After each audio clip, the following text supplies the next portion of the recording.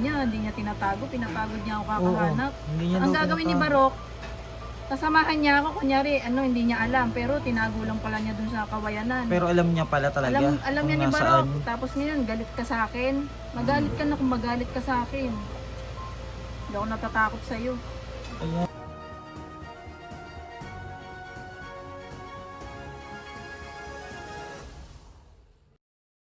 Oh, Melody, kamusta na? Ato, sana okay po sa araw-araw. Okay sa araw-araw? Opo. Alam mo ba yung balita? Ano po? Gusto kang kunin ng asawa mo. Hindi pa po. Ha? Hindi mo alam? Hindi pa. Kukunin ka daw. Gusto mo ba si mama? Bahala na po kung ano mangyayari. Ha?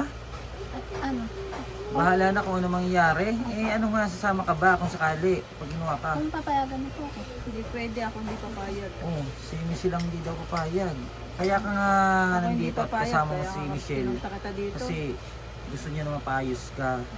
Pag ikaw nandun sa atin, anong buhay Ano bang mo doon? nangyayari dyan doon pag nandun kayo? Sa amin doon, okay naman siya doon sa amin. Mm. May time na pag gusto niyang umalis, aalis siya. Mm. Lalaya siya, pupunta doon sa asawa na kay Baro. Tapos hindi babalik. Pinapabayaan naman siya, hindi na bumabalik. Nakakakain siya. kaya siya doon. Hindi siya nakakain doon, nagugutuman yun, nangihingi sa mga Tapos kapitbahay. yung gamot, hindi rin Hindi napapainom. napapainom ng gamot. O di ba alam naman natin na ayaw din ng pamilya mo, ng magulang mo na ano. Saka hindi na rin kaya nila mama, di ba? Naintindihan mo sila mama, matanda na. Kaya nga, Na-stress na sa'yo. dapat Buti nandyan nga sila Sir Bench eh. dapat Tumutulong may sa isip atin mo eh. rin yung Melody yung ano sarili mo. Tapos yung iba mong anak, di ba? Hindi lang yung dahil ano, Iniisip mo si Barok, si kung Barok. mag-asawa puro kayo ni Baraw. Mag-asawa nga kayo pero kailangan mo muna maging maayos, gumaling kang mabuti. Sa tingin mo, te, mas okay ka doon? O, saan ka mas Oo. okay, dito o doon? Sa tingin mo lang ha, tinatanong kita ng ano. Ikaw, Sa tingin mo? Sa tingin mo saan maayos ang Saan ka kalagayan mas mo? mapapabuti, dito o doon sa atin? Doon na lang po. Ano? Paano mo nasabing Hindi. doon? Saan ka mapapabuti sa tingin mo? Saan maayos? Dito o doon? Ha? Pagkagama lang. Wag mong ganyan-ganyan yung paa mo. At ano, tinatanong ka. Doon po kasi wala pong kaway doon. Wala kang kaway doon? Ba't dito may kaway ka ba? Ha? Saan nakakaaway mo dito? Hindi naman na kayo nag-aaway ng mga kapwa mo, angels. Hmm. Mababait naman Ang sila. gusto niya kasi doon kay Barok. Kasi, siyempre, may nahanap din siya. Gusto mo yung kalingan ni May Barok? nahanap din siya na ano, siyempre yung kaligayahan niya, yun Isa yata pa yung yun. nahanap niya. Kayo po mga Bubuntis ka kababayan, ano po sa tingin niyo? Dapat po ba si Melody na ano, ipaubaya dun sa asawa? At nakita niyo naman po yung kalagayan niya doon. Talaga pong ano, hindi gagaling talaga si Melody doon dahil napapabayaan yung pag-inom niya Yung po ng yung gamot. na-rescue siya, lutang na naman. Nung Wala ano, naman nung sinama sarili. dito ni Michelle, si Melody, lutang na naman si Melody. Eh, syempre po, Nakakausap. hindi nakakausap, hindi nakakainom ng gamot. Kaya ganun nangyari sa kanya. Ikaw, Michelle, anong masasabi mo? Anong ano? Gusto ko po dito lang si ate. Ayoko na po bumalik sa Kaya amin. nga, Kasi sinamahan mo na siya dito, di ba? hindi rin po mapapabuti yung buhay niya dun. Lalo lang siyang babalik na naman siya sa dati. Oo, Okay pero na nga nung- siya dito eh. Pero nung mga sinasabi ni Barok na ano, may katotohanan ba lahat yun? Yung sinasabi niya? Na Yung sinasabi niya nung pumunta tayo doon? walang katotohanan yun. Puro na lang kasinungalingan yun. Sabi niya, hindi niya tinatago. Pinapagod niya ako kakahanap. Hindi niya Ang daw gagawin ni tinatago. Barok, kasamahan niya ako. Kunyari, hindi niya alam. Pero tinago lang pala niya dun sa kawayanan. Pero alam niya pala talaga Alam kung niya ni nasaan. Barok. Tapos ngayon, galit ka sa akin.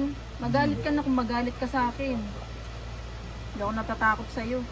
Kaya nga, Sinungalingan lagi inaano mo eh. Yun, Pinahirapan mo na nga si ate eh. Na dahil sa'yo, kukunin naging ganito daw. si ate.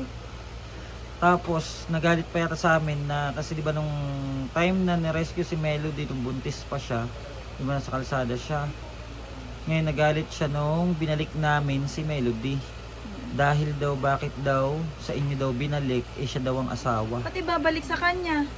Kaya nga kinuha sa'yo eh, dahil nabuang sa'yo si ate, binubugbog mo pa. Sinasaktan yan, si ate. Oh, pero gaano katotoo yung ano, imbis pa inumin ng gamot, hindi talaga pinapainom. Hindi yun pinapainom, yun Para pinapainom. lalong ano? Lalong gusto niya mabuang, para gusto niya sa kanya lang si ate. Nasunod sa kanya. Mhm. Ayaw ba, Melody, ng maayos yung buhay mo? Pwede namang pumunta ka Ayusin mo yung doon. buhay mo para sa mga anak mo. Oo, Sa mga anak mo na lang. Si Barok, huwag mo na isipin. Pwede Wala kang- naman na idudulot sa yung mabuti yun. Since, di ba? Since na nagkakilala kayo dati. Alam ko yan. Simulat sa pool yan. Wala na idulot sa iyan. Kasi, kung babalik ka doon na ganyan yung kalagayan mo, hindi maganda. Dapat babalik ka doon, yung magaling ka na talaga. Para maalagaan mo yung dalawa mong anak na nandun. Kay Barok, di ba dalawa anak niya nandun? Dalawa. Tapos may isa doon sa nanay mo. Dalawa. Yung Dalawa. panganay tsaka Oo, yung tsaka si- babae. 5 taon. Oh, di ba? Si mama na nga Ayusin nag-aalaga ng mo, mga anak mo. ayusin mo Tumanda yung na nga buhay si mama, mo. inaalagaan yung mga anak mo eh. Tapos di ka pa nagtitin. Tapos gusto mo pa dun sa atin. Oo, kasi Gusto mo yung ganun doon? Nahihiga ka sa damo doon, puro ka, Tapos puro uling siya, di ba? Puro sugat yan, Oo, tapos pagka-rescue ko dyan. puro uling. Sa sapa, puro sugat. ano yun na, sa mga batuhan. Sa mga damo, yung balat kasi niya, Sir Bench, may pagka-allergy siya sa mga damo. Kaya Tapos madaling maputi na magsugat yan siya. nun di ba? Bumalik na naman yung dating kulay. Maputi Ano yan, yung naman? inuwi nyo doon, Oo. maputi yan. Itim na naman. Tapos yung pagbalik ko dito, mukha na namang Pero ngayon po, nakakainom siya ng gamot. Kaya Hindi, alam okay na naman siya. pinapabayaan ka namin eh. Kaya kami nagbamas sa'yo eh. Hindi lang nila alam na Mahal na mahal kasi ni Melody si Barok. Hindi lang nila alam kami nababas dahil sa'yo. Gaano mo ba kamahal si Barok? Ha? Gaano mo kamahal si Barok? Mahal din. Yung Alapiolo Pascual. Yung may nunal sa... Bakit mo ba minahal yun? Mahal mo? Opo. Sobra? Bakit? Pinabayaan ka nga eh. Bakit mahal? Ano, sa pa yung nagpapakain sa amin. Siya yung nagpapakain. Anong pinapakain sa'yo? Mga ano po, Mga hotdog, ganyan, longganisa.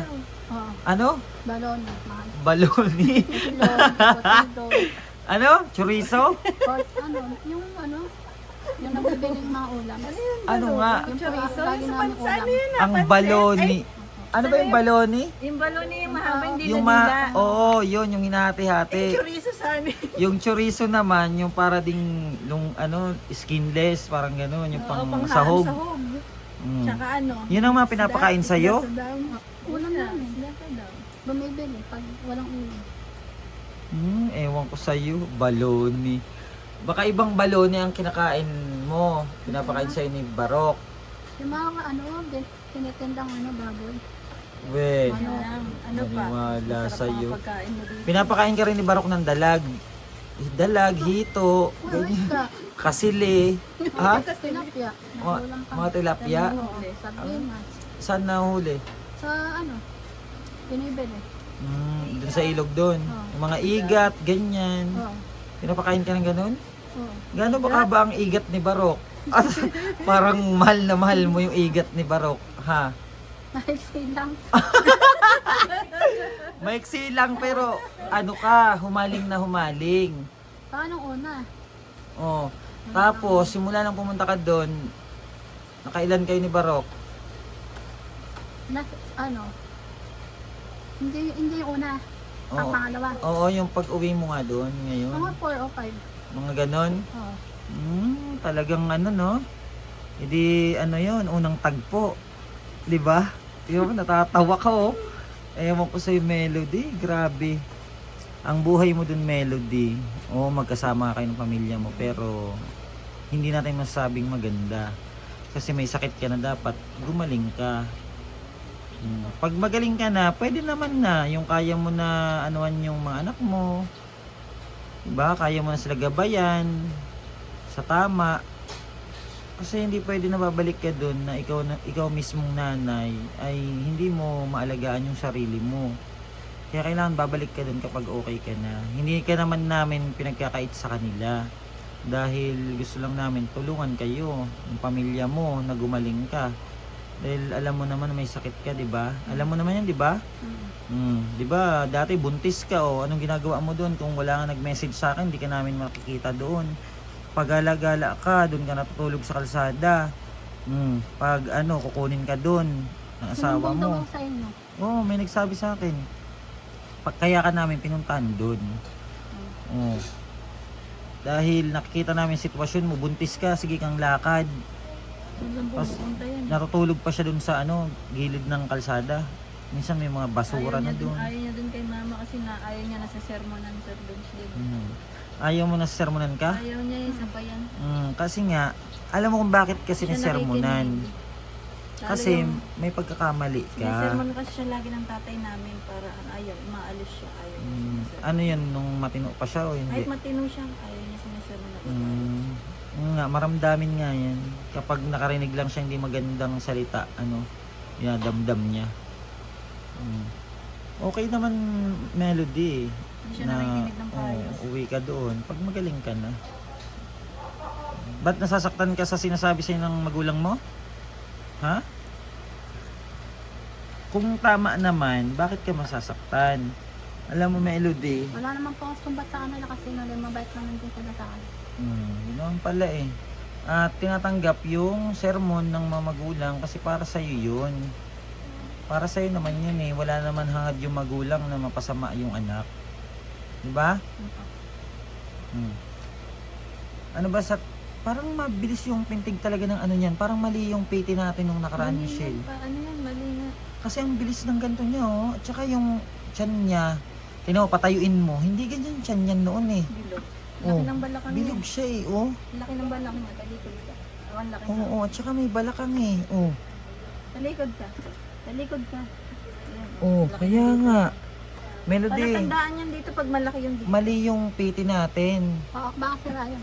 Kaya nga, sa tingin mo, di ba pag ganyan buntis na mararamdaman mo naman yan? Ramdam naman kahit. Ano sa tingin mo, kahit sino, buntis ka, mararamdaman hindi? yung Buntis o Ayun hindi. pala marunong pa naman. Hindi Sa sa sarili pakiramdam mo, nung gaya nung dati, nung buntis ka kay Melo, ganon din ba yung nararamdaman mo ngayon? Wala, matao kumain. Pag buntis ka? Tapos may mga parang gusto ko. Kain. Ngayon yon nararamdaman mo ngayon? Mm. Eh, baka nga buntis ka. Baka nagkamali tayo ng andyan, PT. Ano po sa tingin nyo mga kababayan? Nagkamali kami ng PT nung nakaraan, no? At kita naman po kasi sa tiyan niya eh. Baka Melody na buntis ka na naman. Kasi nung umuwi yan, di ba, kakaregla lang yan. Sabi nga ka Oo, kakaregla lang yan. Hindi na niregla yun. Tapos simula nung dinala yan dito, mahigit 1 buwan na, hindi pa siya niregla. Melody, simula nung pumunta ka dito ulit, kasama mo si Michelle, niregla ka na? Hindi ako niregla kahit doon. Yung nandun pa, pero matagal na yun. Isang beses lang yata. Nung nandun ka sa inyo, Oo. niregla ka doon. Oo, matagal na yun. Wala yung... Pero nung pagbalik mo dito, Wala pa.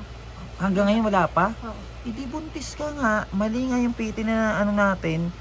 Mali yung PT o yung nabiling PT is peke. Ano kaya? Bakit sa iti? Baka peke yun, no? Ano ba natin siya piniti? Tanghali, hapon. Tanghali, di ba?